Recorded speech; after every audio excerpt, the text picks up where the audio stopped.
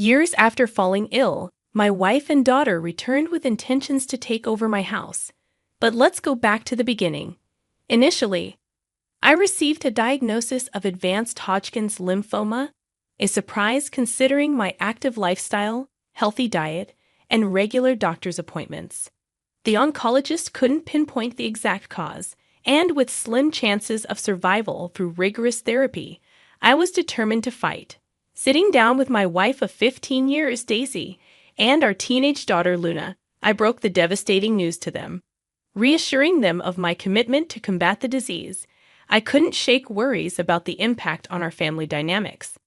The doctor had warned that chemotherapy would be debilitating, mentioning that many marriages don't survive such treatments. That night, I shared my concerns with my wife, Daisy, who promised unwavering support through sickness. Financial stability from good insurance, savings, and a trust fund eased concerns about our fully paid-off house and Luna's college education. A week later, chemotherapy began, taxing my strength.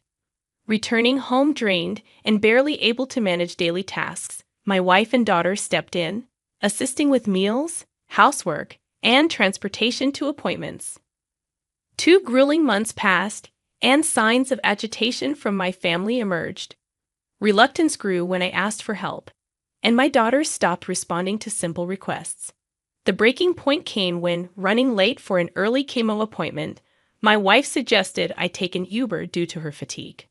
Calling an Uber and the hospital for assistance, the driver was kind, ensuring my safe arrival.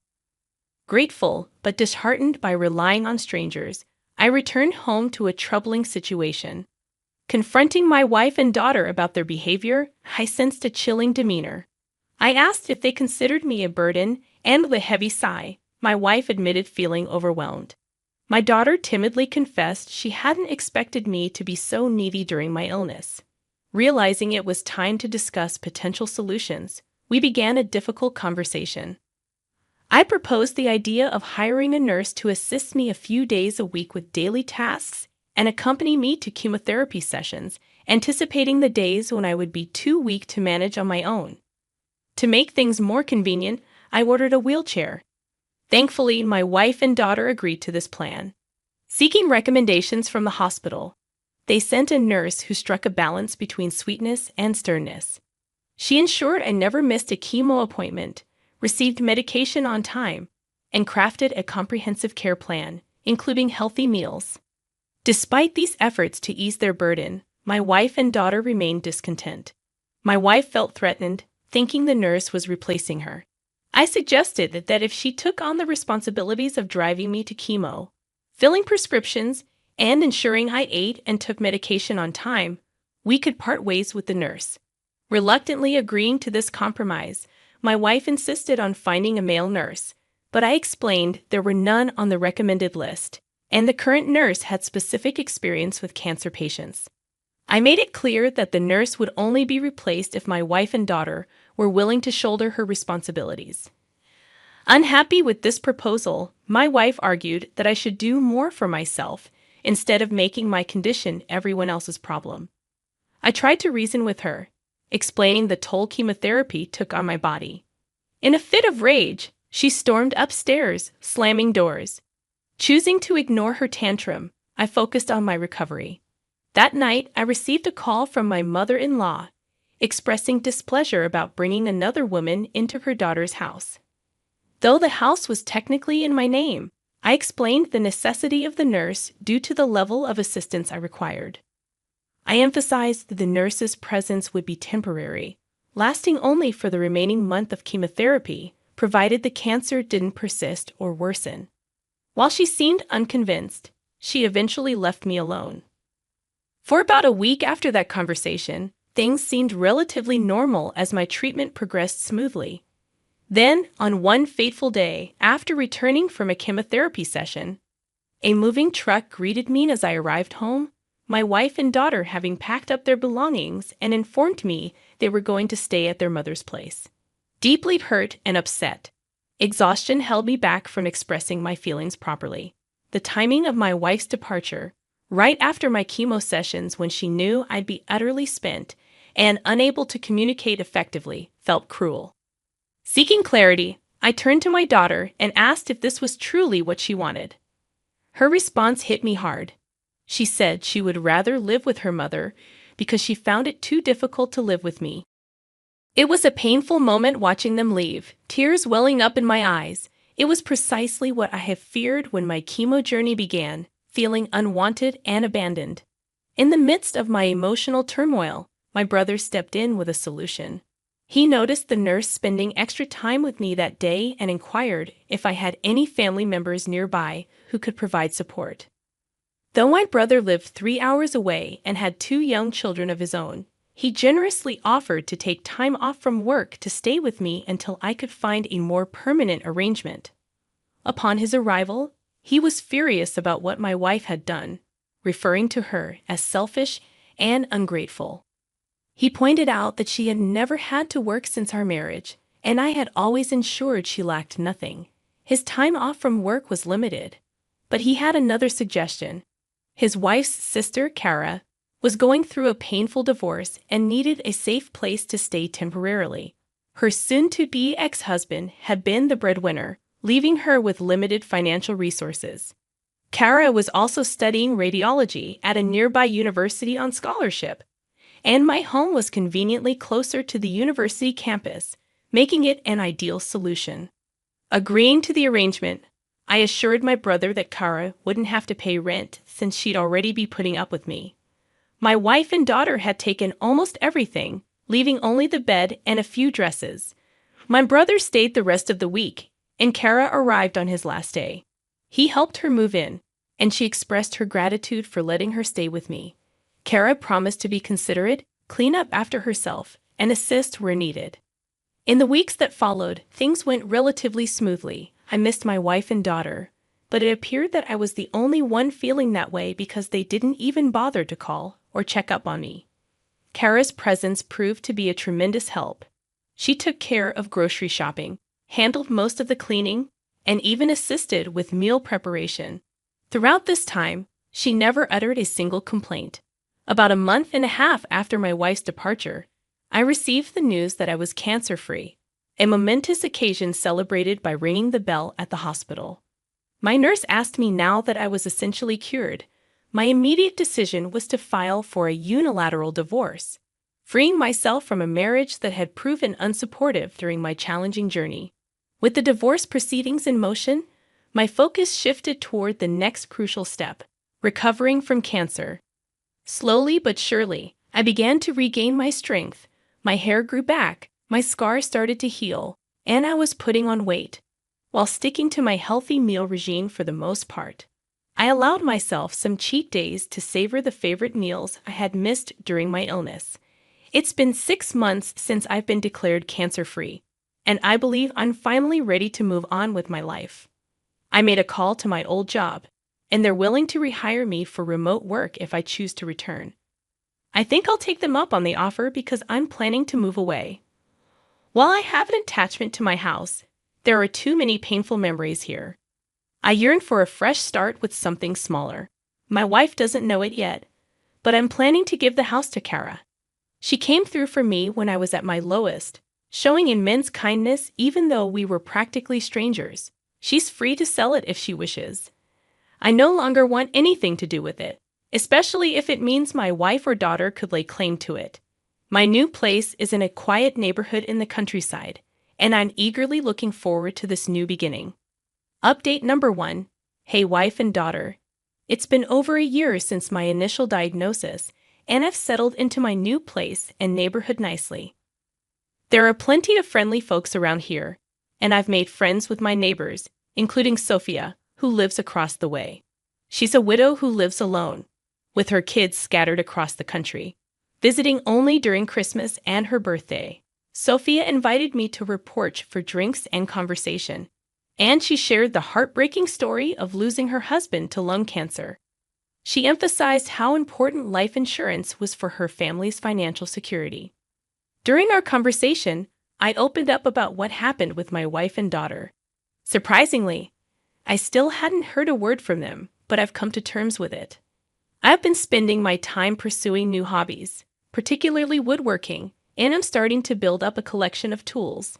One day, when I returned from the hardware store, Sophia informed me that she had noticed some people hanging around my house. Fortunately, they didn't do anything harmful or steal anything. But they did approach the door, knock a few times, wander around the house, and eventually waited in their car. Sophia considered calling the sheriff's office, but decided against it, thinking they might be family. I asked her to describe them, and her description matched my wife and daughter. I couldn't fathom how they had found my new residence, as only my brother and his wife knew my current address. It left me wondering why they were looking for me after leaving almost a year ago without looking back. Sophia assured me that if they returned, I shouldn't come out, and she would handle the situation. Frankly, I had no desire to interact with them after they abandoned me. During my lowest point, later that night, I called my brother, who informed me that my wife and daughter had been harassing Kara and her roommate at my old house. Fortunately, Kara had documented proof that the house was now in her name, and she had explained that she had bought it for me, a smart move on her part.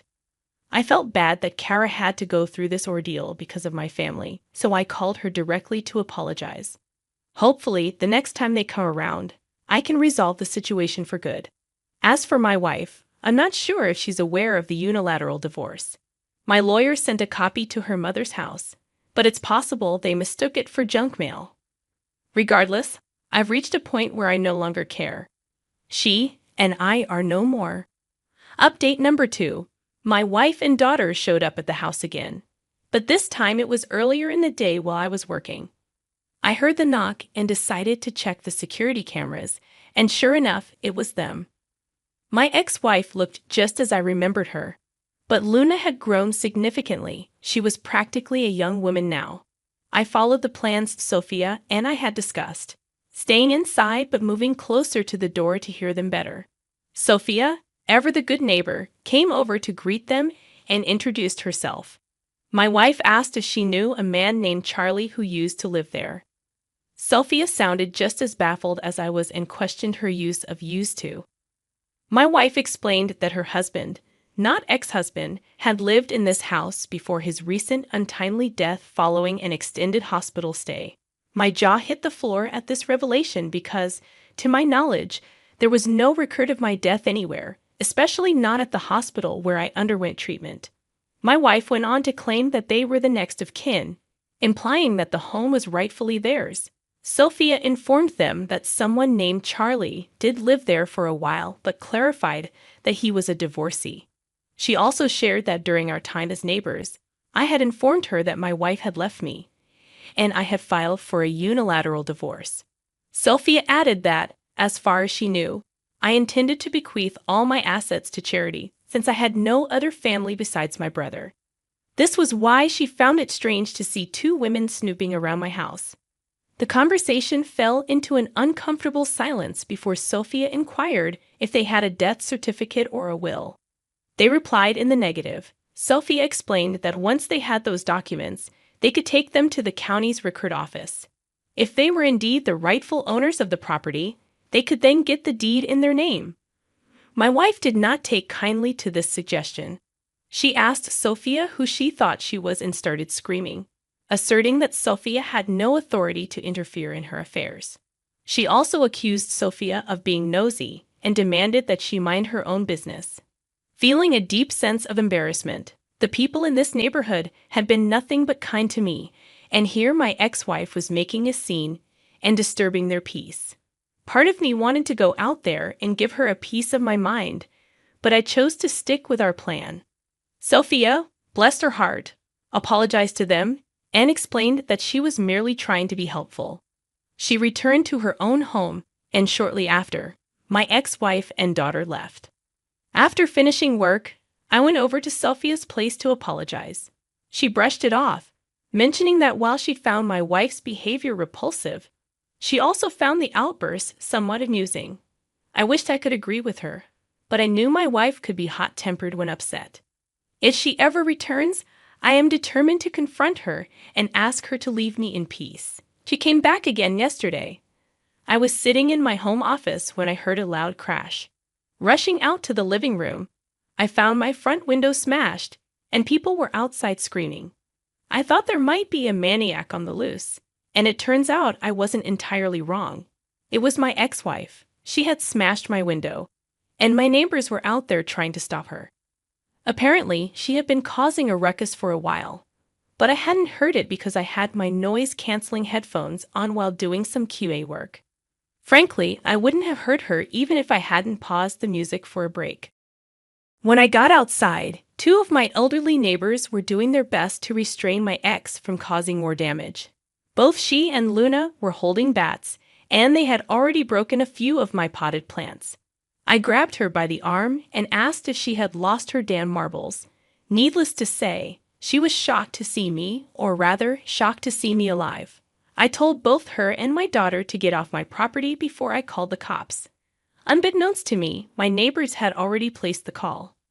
She seemed hurt by my words and asked why I hadn't contacted her after I got better. She insisted that she and Luna would have come back.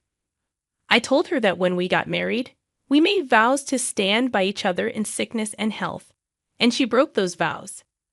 I wanted nothing to do with her anymore. She's no longer my wife. I sent the divorce papers months ago. I asked her again to leave. Then she asked about her daughter and mentioned that she's going to college next year and she can't afford the tuition on her own. I replied, "Your daughter was fine with abandoning me too, and I'm ready to give up all my parental rights to you. You should have thought of that before you abandoned me. I don't want anything to do with either of you." After hearing that, she went from upset to angry, calling me selfish and heartless, which I found rather amusing given the circumstances. "You're the last person who should be calling anyone selfish." I screamed back, called her an entitled jerk, and made it clear that I'd ensure she never got a dime from me again. Then she swung at me with a bat just as the cops showed up. They immediately arrested both her and my daughter. They asked if I wanted to press charges, and of course I did.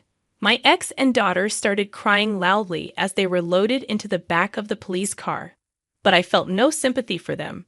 I had everything that happened on camera, including my wife smashing the window, and I had already submitted it to the police. After work, I ordered a new window and cleaned up the glass. Someone will be coming to deal with it tomorrow, but for now, a rigged-up tarp is keeping out the elements. Sophia gave me some buckets to put my plants in until I can replace the pots. Curious about what had brought my ex-wife back, I did some digging. It turns out her mom passed away 2 months ago, and they found out that the house they had been staying in didn't belong to her or her husband. It belonged to his cousin. The cousin decided to kick them out because he wanted to sell it. With both of my ex-wife's parents now gone, she and her daughter sold most of their parents' belongings and had been living in a motel for a while. When they came back to our old home and saw Kara there, they assumed I had died and went snooping around for recordings of my assets and purchases, which is how they found me. Regardless, they're facing charges of vandalism, attempted break-in, and attempted assault. Since Luna is a minor, she's receiving community service, but my ex-wife is facing time behind bars, as this was clearly premeditated. I'm considering obtaining a restraining order as well. At least for now, I won't have to worry about her for a good long while.